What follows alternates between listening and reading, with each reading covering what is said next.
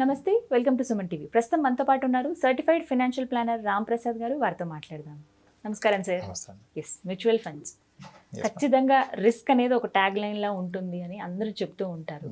Risk ఉన్నా కూడా వాటిని మేనేజ్ చేసి చక్కగా ఉన్న వాళ్ళు చాలా మందే ఉన్నారు. సో ఆ రిస్క్ని మేము ఎలా మేనేజ్ చేయాలి, మ్యూచువల్ ఫండ్స్లో ఎలా ఇన్వెస్ట్ చేయాలి చెప్పండి సార్. మ్యూచువల్ ఫండ్స్ని అర్థం చేసుకుంటే రిస్క్ ఉండదండి, చేయకపోతే చాలా రిస్క్ ఉంటుంది. ఓకే, మ్యూచువల్ ఫండ్ పెట్టే రోజే మీరు ఎందుకు పెడుతున్నారో తెలవాలి. నిజానికి మ్యూచువల్ ఫండ్లో రాంగ్ అమౌంట్ పెట్టడం కూడా పెద్ద రిస్క్. స్కీమ్ పెద్ద రిస్క్ కాదు, రైట్ స్కీమ్ రాంగ్ స్కీమ్కి మధ్య మ్యూచువల్ ఫండ్లో ఉన్న డిఫరెన్స్ చాలా తక్కువ. అందరూ ఏ స్కీమ్ అంటారు, ఏ స్కీమ్ కాదు. మీరు ఎంత పెట్టాలి, ఎందుకు పెడుతున్నారు అనేది ఫస్ట్ తెలుసుకోండి.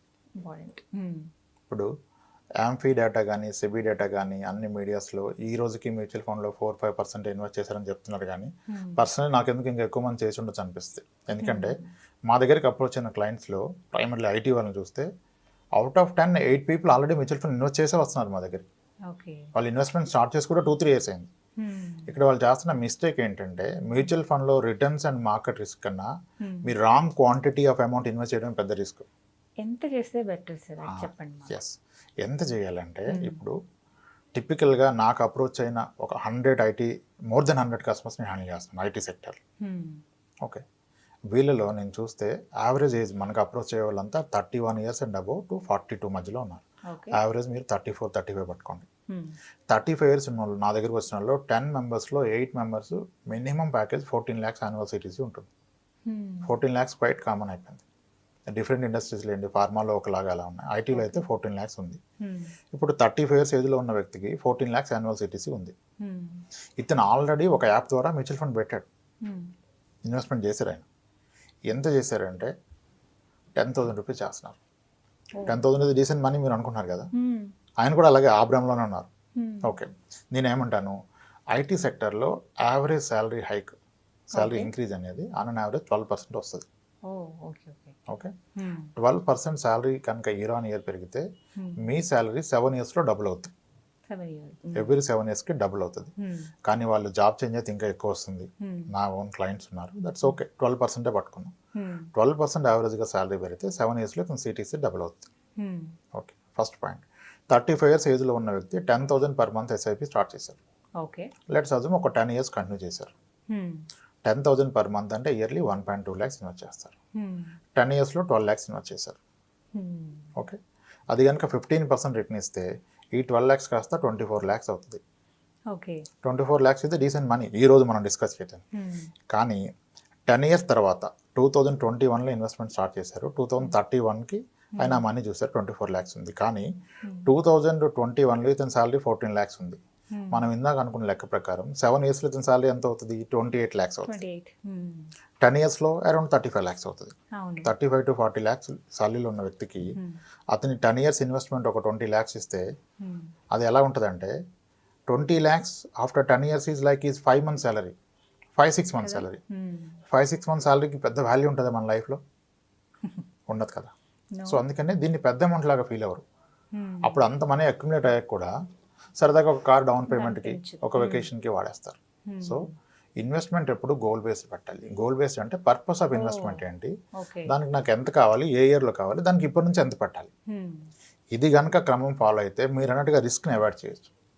రిస్క్ ఎలా అవాయిడ్ చేస్తారంటే ఎస్, మ్యూచువల్ ఫండ్లో వెరీ ప్రాక్టికల్గా కంప్లీట్ హిస్టారికల్ రిటర్న్ చూస్తే కొన్నిసార్లు మ్యూచువల్ ఫండ్లో ఇన్వెస్ట్ చేసాక 3 yearsలో నెగిటివ్ రిటర్న్ ఉంది. 3 years పెట్టాక 5 years ఇన్వెస్ట్ చేసాక కూడా నెగిటివ్ రిటర్న్ వచ్చింది. That's possible. ఎస్, అది రోలింగ్ రిటర్న్ అంటారు. ఒక పీరియడ్ నుంచి ఒక పీరియడ్కి మల్టిపుల్ అబ్జర్వేషన్ తీసుకొని చూశారు. మీరు ఒక 30 years ఇన్వెస్ట్ చేస్తే 5 years స్పాన్లో 2-3 times negative return, 3 years స్పాన్లో 6 times negative return, 1 yearలో అయితే చాలాసార్లు నెగిటివ్ రిటర్న్. కానీ 7 years అబౌవ్ ఉంటే ఎప్పుడు నెగిటివ్ రిటర్న్ లేదు. First point. మరి 5 yearsలో నెగిటివ్ రిటర్న్ ఉందన్నారు కదా సార్, అంటే 5 yearsలో కూడా రిస్క్ ఉంది కదా. ఎస్, రిస్క్ ఉంది.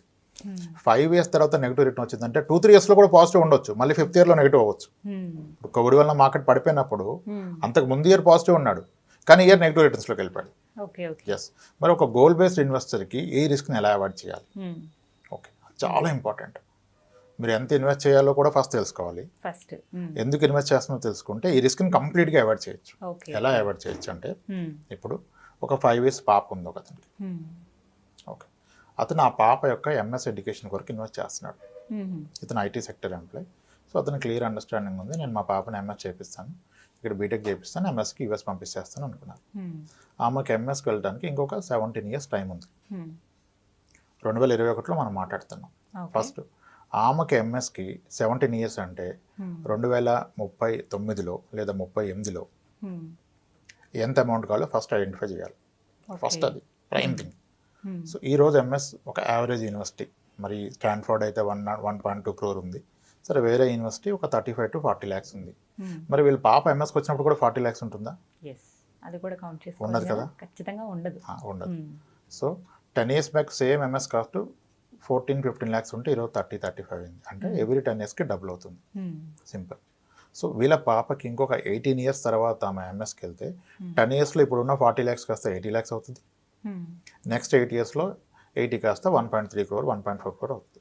సో ఫస్ట్ ఇతను పాప ఎంఎస్ ఎడ్యుకేషన్ నేను అచీవ్ అవ్వాలంటే అతని టార్గెట్ అమౌంట్ వచ్చి 1.3 or 1.4 crores in the year 2038 or 39. First ఈ క్లారిటీ రావాలి. నేను ఇన్వెస్ట్మెంట్ చేస్తున్న ఈ అమౌంట్, సో 18 yearsలో నేను 1.2 crore అచీవ్ చేయాలంటే కన్సిడరింగ్ 15% రిటర్న్ అంటే ప్రాబ్లీ అరౌండ్ 19-20,000 ఇన్వెస్ట్ చేయాలి పర్ మంత్. వెరీ క్లియర్ కదా. సో 18,000 or 20,000 ఇన్వెస్ట్ చేస్తున్నారు.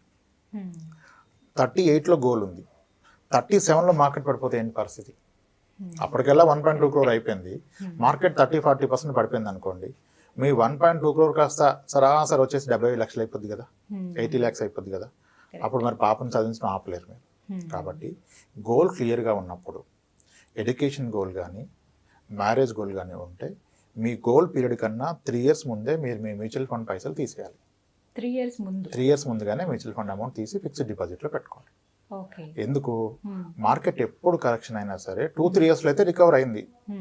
Entire history for the last 100 yearsలో గ్లోబల్గా ఏ స్టాక్ మార్కెట్ అయినా సరే ఎంత మేజర్ ఫాల్ వచ్చినా 3 yearsలో రిటర్న్స్ ఇవ్వకపోయినా అట్లీస్ట్ ఎక్కడి నుంచి పడిపోయిందో అక్కడికి వచ్చింది.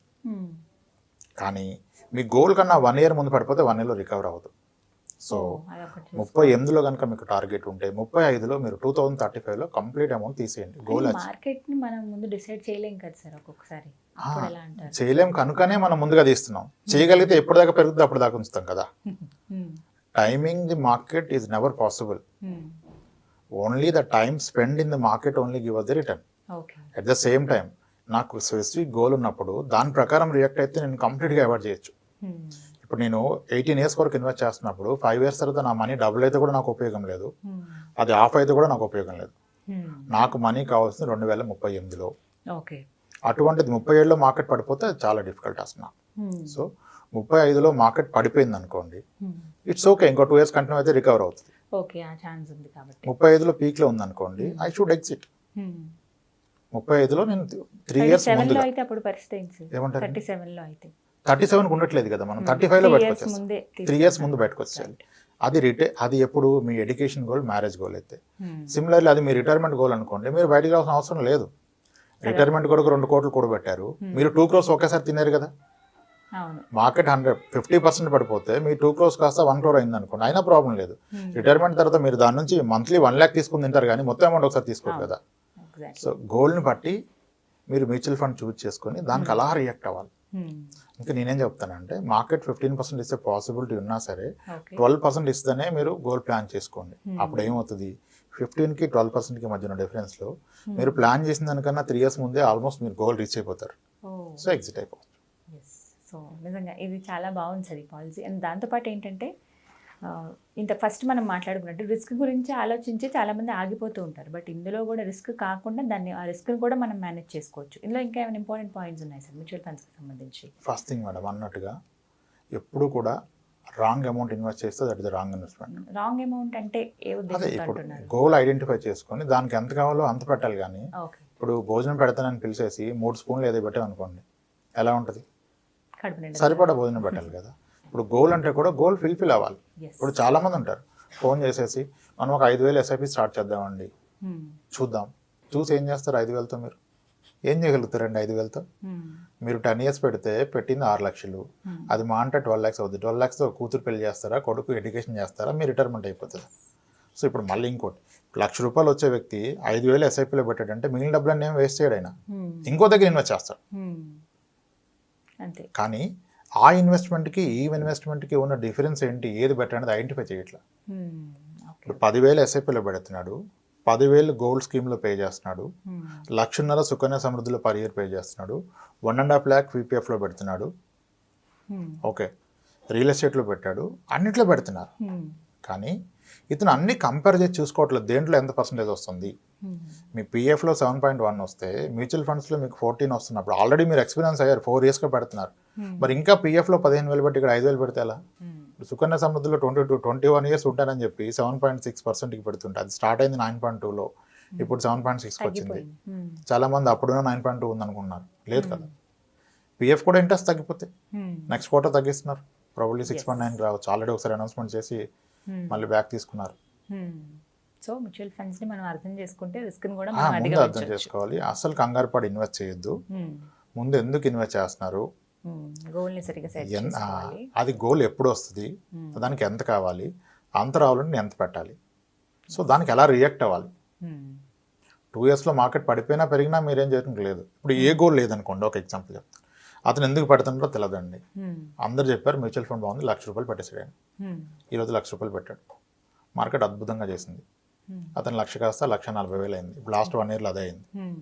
అప్పుడు ఎలా రియాక్ట్ అవుతాడు కస్టమర్, అద్భుతంగా చేసింది, ఇది మంచి మనీ, సో దీని నుంచి రిస్క్ తీసుకోవద్దు, ఈ మనీ తీసేసుకొని తినేద్దాం, మంచి మనీ వచ్చింది కదా, నా ఇన్వెస్ట్మెంట్ మీద మంచి ప్రాఫిట్ వచ్చింది, తీసుకొని అది తినేస్తారు. అదే ఆయన రియాక్షన్.